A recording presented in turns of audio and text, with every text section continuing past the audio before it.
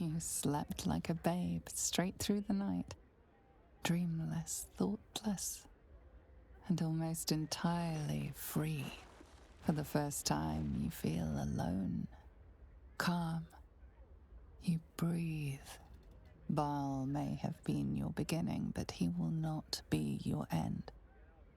Of all those you killed in your father's name, one lingers in your mind even now.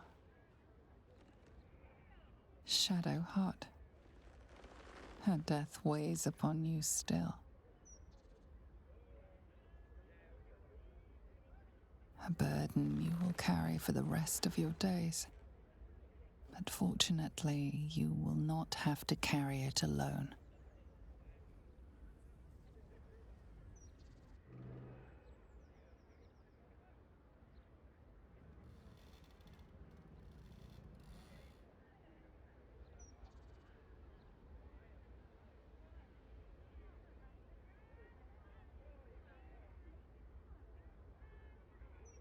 I was afraid for the briefest moment when I woke this morning. I didn't know where I was. I thought perhaps it had all been a dream, stopping the Absolute, saving my parents.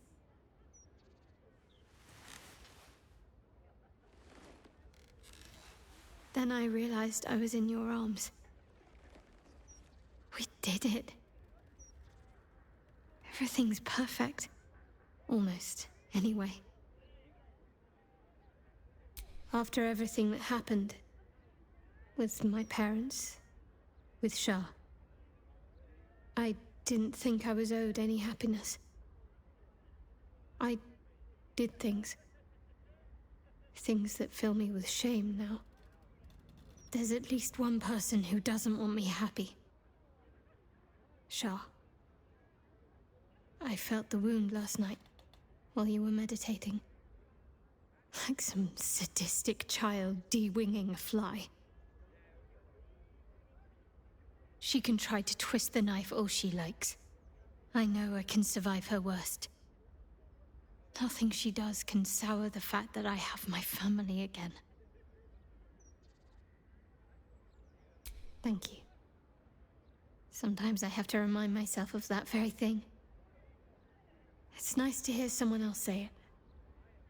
You and I...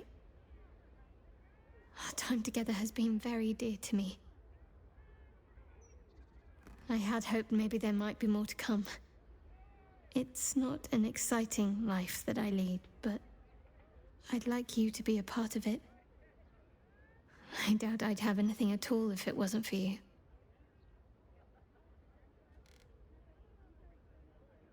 Good. Then seek me out when you have time. I'm hoping to find some place I can settle down and stay close to my parents. Somewhere quiet, where they can find peace and gaze at the night sky. I'll keep a spot for you. It'll be just like old times.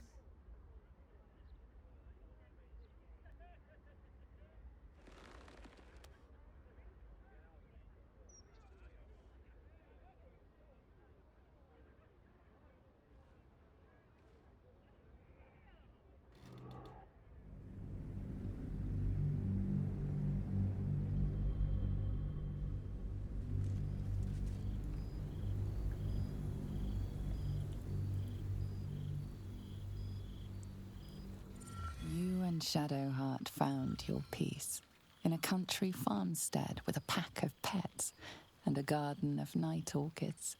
You were basking beneath the silver moon after a midnight swim one night when you notice a letter among your discarded clothes.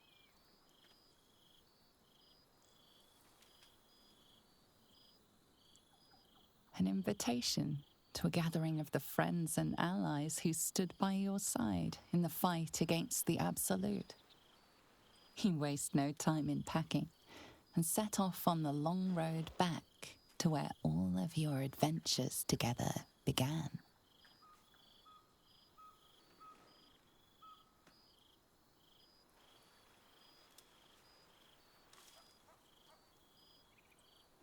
Thou wert called here, some from above, some below. For with thine bond, Together thou hast kept the wheel of fate spinning when it threatened to halt. Though thou wert drawn far apart in the months after the collapse of the Absolute, tonight fate renews thy bond once more. Thou shouldst take care to preserve it. It is a great weapon wielded in the hand of good. Go. Know one another once more.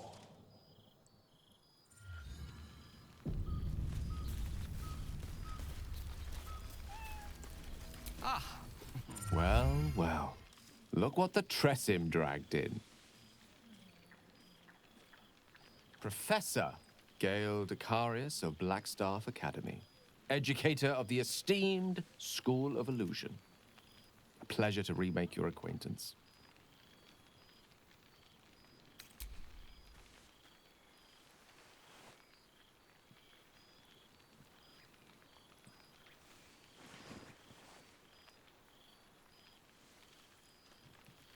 Well, that was quite lovely. I'm glad you're as pleased to see me as I am you. I have to say, I'm quite grateful to just be Gale for the evening. I fear my students find me somewhat intimidating due to my, explosive former reputation. I seem to put the fear of the gods into them. Or the fear of Mystra, to be more specific. She sought me out. Not long after, we went our separate ways, and assured me neither she nor the orb should pose me any threat in the future. Of course, it's still in there. A constant reminder of my former hubris. And a surprisingly effective means of keeping my more disobedient students in line. Perhaps a tad too effective. I spend most of my time trying to convince them how much fun the study of magic can be. But it'd be easier to crack a smile on an intellect devourer than some of my pupils. Ah, so you still remember our little lesson. It was at that moment, the weave connecting us, that I realized how much your friendship had come to mean to me. As it still does. Teaching you was hardly an effort at all. Not like my present cohort of apprentices. Oh, they try their best, of course, when they can manage to stay awake. The cheek of them! Nothing a well-placed swipe from Tara can't fix, though. And what of you? What are you making of this newfound lease of life we earned?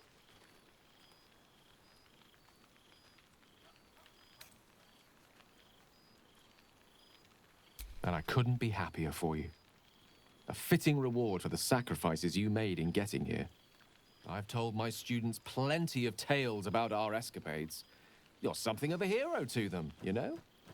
I'd be delighted to introduce you to my current cohort as a guest lecturer, perhaps. I'm sure they'd have plenty of questions for you.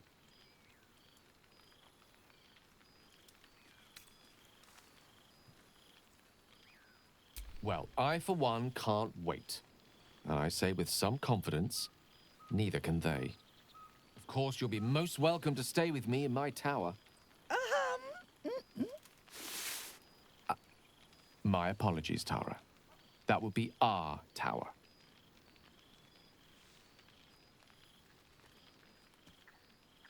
It will give us plenty of time to catch up on your adventures. I'm very curious to know what you've been up to these past months. But I suspect the telling of that tale would keep you tied to me all evening. So, in the spirit of selflessness, I encourage you to mix and mingle for now, with time enough to come.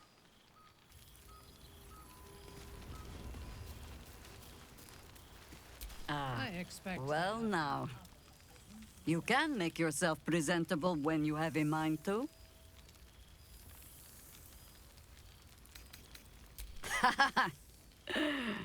How nice to be understood again.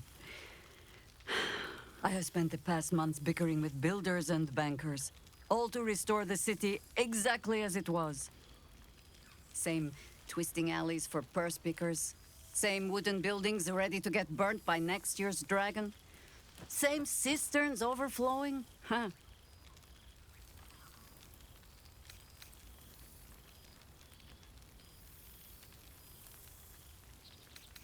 An empty throne. Thanks to you. The city will not be long in burying it. Baldurians simply get on with it. Stubbornness, civic spirit, plain stupidity. Perhaps all three. But nothing I will sniff at any longer. Harpers have come from half the world over to lend aid. Though she spends more time locking up comrades for pocketing aid funds. They might there is still much to do. I don't want to watch over a blood match where the jewelers call me auntie. You just be careful, Valspawn. All right, Val child. It is true you are no longer what you were. You have done well for yourself. For all your travels. I hope you have arrived where you want to be. Home. Whatever that means to you. Ah, sentiment. With the greatest affection, I can think of better ways to sour our stomachs. I must inspect the refreshments. There you are. I was hoping you'd make your way over.